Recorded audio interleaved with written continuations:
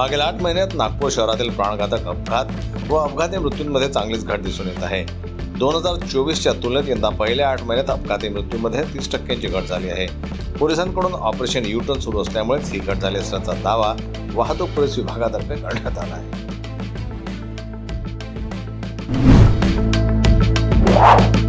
तक्रारदाराविरोधात दाखल गुन्ह्याचा समरी अहवाल पाठवण्यासाठी 5,000 रुपये लाच घेताना एका पोलीस हवालदाराला लाचलुचपत प्रतिबंधक विभागाच्या पथकानं रंगेहात पकडलं. ही कारवाई MIDC सिडको पोलीस ठाण्यात करण्यात आली. हैदर अब्दुल खलील शेख 54 बक्कल नंबर 1094 असे अटकेतील लाचखोर हवालदाराचं नाव आहे. या कारवाईविषयी प्राप्त माहिती अशी की तक्रारदार यांच्या विरोधात 22 फेब्रुवारी रोजी MIDC सिडको पोलीस ठाण्यात कलम 123 व 3(5)(3) न्याय संहिता अन्वये गुन्हा नोंद झाला आहे. या गुन्ह्याचा तपास पोलीस उपनिरीक्षक मुंडे करीत आहे.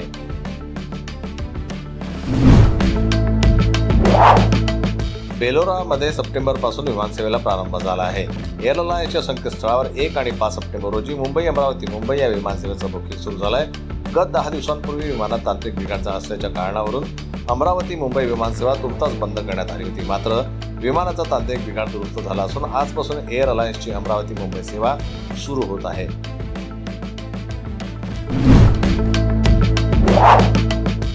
मराठा समाजाला ओबीसी प्रवर्गातून आरक्षण द्यायला हवं अशी मागणी मनोज जरांगे यांच्याकडून केली जात आहे.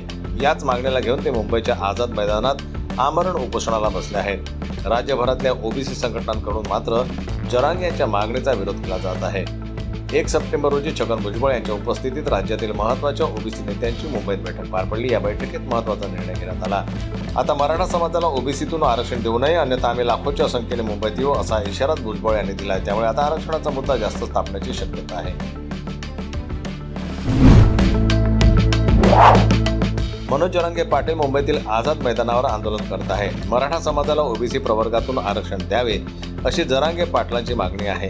आज या आंदोलनाच्या विरोधात हायकोर्टात सुनावणी पार पडली. यावेळी याचिकाकर्त्यांनी आंदोलन नियम मोडत असल्याचं म्हटलंय. त्यामुळे कोर्टानं आंदोलकांना नियम पाळण्याची सूचना केली आहे. यानंतर आता मनोज जरांगे पाटलांनी आंदोलकांना नियम न मोडण्याची विनंती केली आहे. ते नेमकं काय म्हणाले ते पाहण्यासारखं आहे.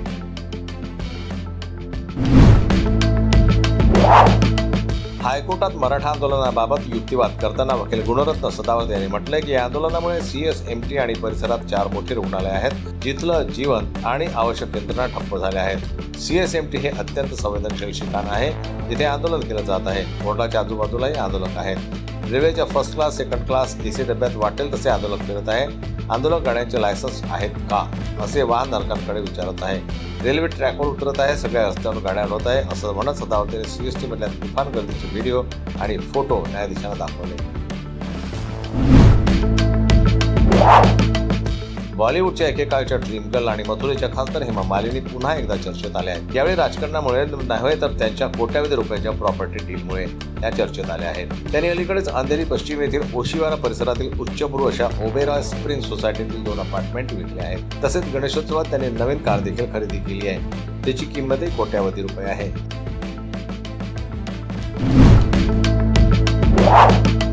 70 ते 80च्या दशकापासून ते आजपर्यंत आपल्या अभिनयाची जादू कायम ठेवणारे आणि प्रेक्षकांच्या मनावर राज्य करणारे अमिताभ बच्चन यांचा अभिनयाचा प्रवास आणि त्यासाठी त्यांनी केलेली मदत हे सर्वांनाच माहीत आहे. अनेकदा बिग बींना देखील अपयशाचा सामना करावा लागलाय, पण त्यातूनही ते मोठ्या हिमतीनं बाहेर निघाले आहेत. त्यांना स्वतःबद्दल अनेक मुलाखतीमध्ये सांगितलं आहे.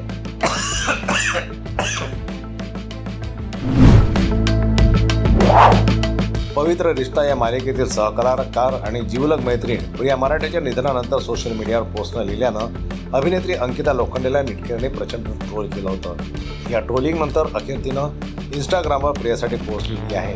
अंकितानं प्रियासोबतचे काही खास फोटोसुद्धा शेअर केले. दरवर्षी गणेशोत्सवात प्रिया अंकिताच्या घरी गौरी महाआरतीला आवर्जून उपस्थित असायची, परंतु यावर्षी ती नाही. या भावनेनं अंकिताचं मन भरून आलंय. आज ती आमच्यासोबत नाही आहे. लिहितानाही प्रचंड दुःख होत असल्याची भावना तिनं व्यक्त केली आहे.